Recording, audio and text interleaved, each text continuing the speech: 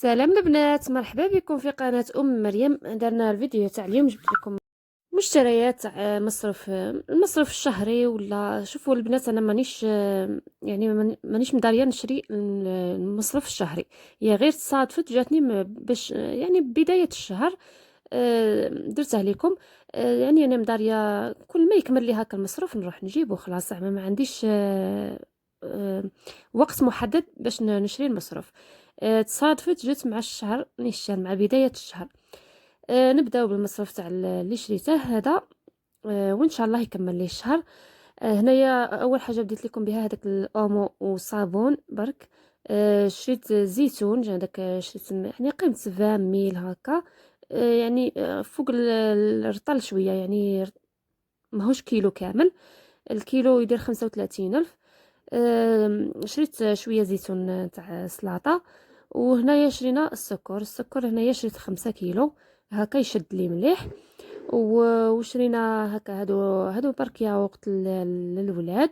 وشريت هنايا زوج بايط هادو تاع الحمص تاع الكران.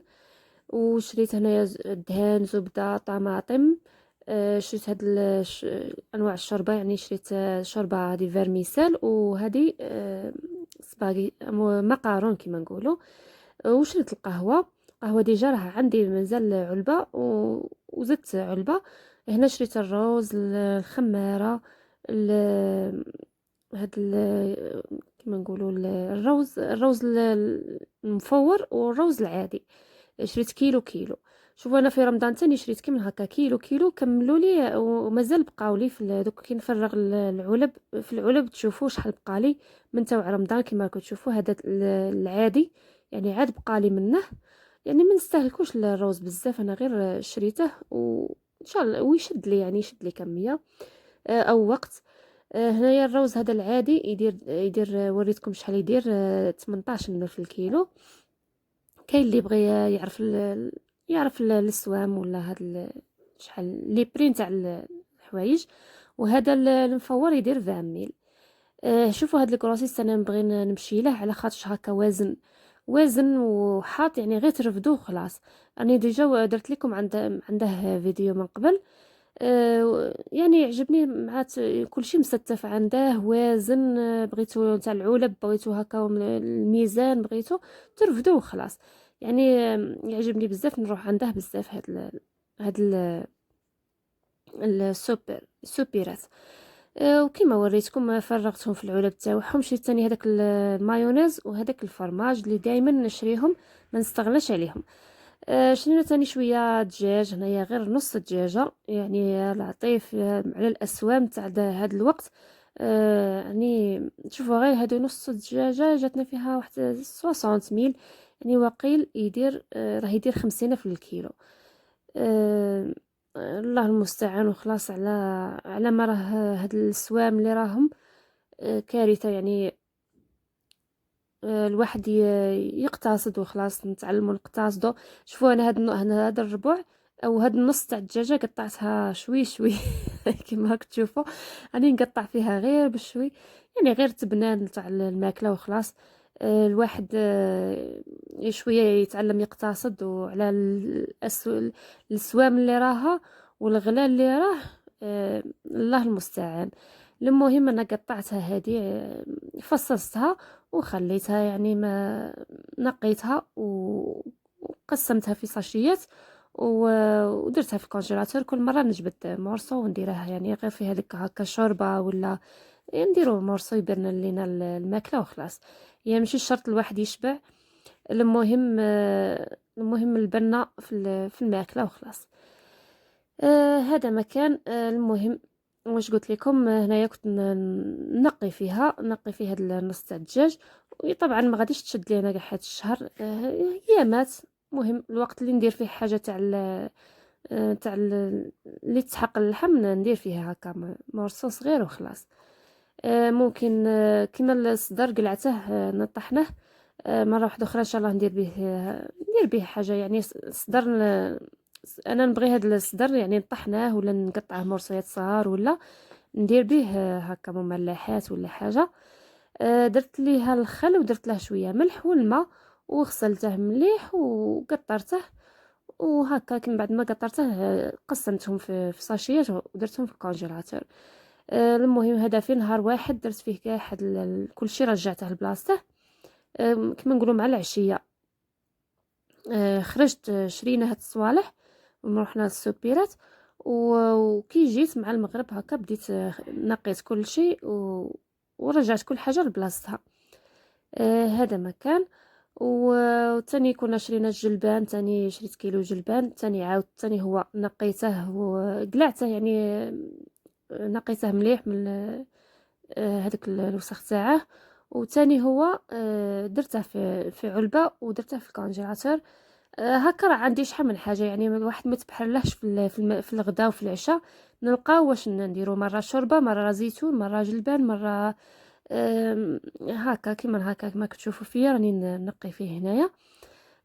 هكا نعرفوا واش يعني ما تبحر ليناش واش نديرو غدا واش نديرو عشاء. مره ندير الكران، مره ندير، يعني جبت حوايج باش ما هكا نلقى افكار واش ندير غدا واش ندير عشاء. المهم الوقت محدد ان شاء الله. الواحد شويه ما يخممش بزاف. هنايا هاد الجلبان كنت المره اللي فاتت كي نقيته معكم كنت وريتكم درته في هاد الساشي نتاع الكونجيلاتور. وهاد العلبه تاع الفرماج من بعد ما فرغت لي غسلتها، قلت ثاني هي يعني نحتفظوا بها الجلبان، نحتفظ به في هاد العلبه احسن من الساشيات. هكا ياك تعرفوا الجلبان ما يتكونجلاش، يعني ما يلصقش في بعضه، يبقى هكاك حب، يا يتكونجلا بصح يبقى هكاك حب مليح. انا يعجبني الكونجيلاتور كي ننظمه بهاد العلب احسن من الساشيات. كما راكم تشوفوا هاد القزبر كان قاعد لي من رمضان عاد مازال ما كمليش. وهاد الجلبان اللي كنت احتفظت به المره اللي فاتت كما وريتكم درتها في هاد الساشيات. نتبان لي العلب احسن من الساشيات، هكا باش الفريجيدير ما يكونش مخلط، ما يكونش، يكون منظم. وهنايا بعد ما كملت يعني في الليل خلاص كملت كاع صباحي هنا حتى الصباح جيت ندير معكم نوريكم هاد مش عارفه قليل اللي يديروها. المهم حنايا الجهه نتاعنا يعني الجنوب الغربي، يعني من ولايه النعامه ولايه السعيده، والله ما على بالي لا يخدموها ولا ما يخدموش. المهم اللي يشربوا لاتاي بزاف، هذه هي الصحراء وكل شيء يخدموا هاد السكر كيما هكا. نوريكم كيفاش نديروا له. هنايا بديت هنا عندي هاد العلبه فيها 2 كيلو، يعني درت النص تاعها كيلو، بديت بالكيلو درته في قصعه كما راكم تشوفوا. وجبت الكاس تاع الماء وبديت غير رشات خفاف، يعني ماشي ديروا كاع هذاك الكاس في الكيلو. يعني انا هاد الكاس دالي كاع دالي في 4 كيلو تاع سكر، يعني غير ترشوا في كل كيلو تستعملوا ربع كاس تاع الماء، ترشوا وتحكوا بهذاك الماء، تخلطوه مع هذاك السكر حتى يتخلط لكم مليح تحسوه ترمل. كما راكم تشوفوا نجيب هاد العلبه هذه كما راكم تشوفوا، هذه حنا نسموها الدرابه تاع السكر. نضربوا بها السكر، يعني ما كانش دار هنايا في ولايه النعامه ما عندهمش هاد الدرابه تاع السكر، يعني نسموها درابه تاع السكر على خاطرش نضربوا بها السكر، يعني نديروه كما راكم تشوفوا فيه هكا نضربوه كما حنا زعما هكا مسمينه نضربوا السكر بهذه الطريقه. ندير نعمروا هاد العلبه ومن بعد يعني نضغطوا عليها باش السكر هذا كاع يدي لي كما نقولوا العبر تاع هذاك المول نتاع كل حبه ويتساوى مليح والشكل تاع هذاك العلبه وهكا نضغطوا عليها ومن بعد نقلعوا هذاك الزائد كما راكم تشوفوا ونديره في الطابله. حنا نديروه في طابله هكا واسعه ولا قصعه ولا حاجه ونخرجوه للهواء ولا للشمس باش ينشف. هكا نطبعوه السكر بهذه الطريقه كما راكم تشوفوا اللي ندير. راني كملت معكم باش تاكدوا باش يعني تشوفوا مليح كيفاش نديروا. المهم حنا اللي يستهلكوا لاتاي بزاف، يعني المناطق اللي يستهلكوا لاتاي بزاف هما اللي يخدموا هذا السكر. يعني الشرق وقيله ما يديروهاش نورمالمون، مع هما يديروا القهوه بزاف. كما راكم تشوفوا هذه هي نضربوه كي بهذه الطريقه. نعمر هاد العلبه تاعي ونضغط عليها مليح كما راكم تشوفوا، ومن بعد الزائد هذاك نقلعوه نديروها حتى في العراس، يعني العراس تاعنا كاع نديرو هاد لاخاطش نديرو لاتاي بزاف. يديروا يعني ما يفوتش عرس بلا هاد السكر المضروب كما نقولوا. ولا حتى في الايام العاديه حنا نجيبوا السكر هكا 5 كيلو ولا ونضربوه بهذا الشكل. كما قلت لكم هنايا 4 كيلو تاع سكر اللي ضربتها دات لي كاس تاع تاع ماء كما كتشوفوا، يعني كل كيلو دالي ربع كاس تاع الماء. ونوريكم السكر تاعي بعد ما ضربته، هذا هو الشكل تاعه في الاخير. وهذا هو، نخليه هكا ينشف، يعني مره على مره نقلبه ونحركه من بلاصته، يدي لي نهار ولا يومين على حسب الحمان اللي كاين في داك النهار. يعني الا الصيف يديكم غير نهار وينشف، الا في الشتاء يديكم حتى 3 ايام وهو هكذاك، يعني غير تحركوه وخلاص. المهم هنايا في داك النهار كنت رايحه للحمام للامانه. درت هاد الوصفه باش نديها معايا. درت هذه كوماج، مره على مره راني نعطيكم كوماج ديروه. درت هنايا ملعقه صغيره خماره، درت معها ماء ورد كما كتشوفوا. خليتها شويه تفاعلت هذيك الخماره، زدتها صفار بيض وملعقه صغيره قهوه، خلطتهم مع بعض مليح مليح كما راكم تشوفوا. وزدتها هنايا ملعقه ثاني صغيره غير بنفس الملعقه اللي راني نخدم بها مايزينا، هذه هي. وزدت هنايا عندي هذا الزيت اللوز المر. زيت اللوز المر يستعمل في الليل، هي للامانه يستعمل اللي عنده الحلو يستعمل في النهار. المهم انا درته هذا غير مرطب على به ونغسله تم. انا هذا المر نديره في الليل، ونرقد به هكذاك.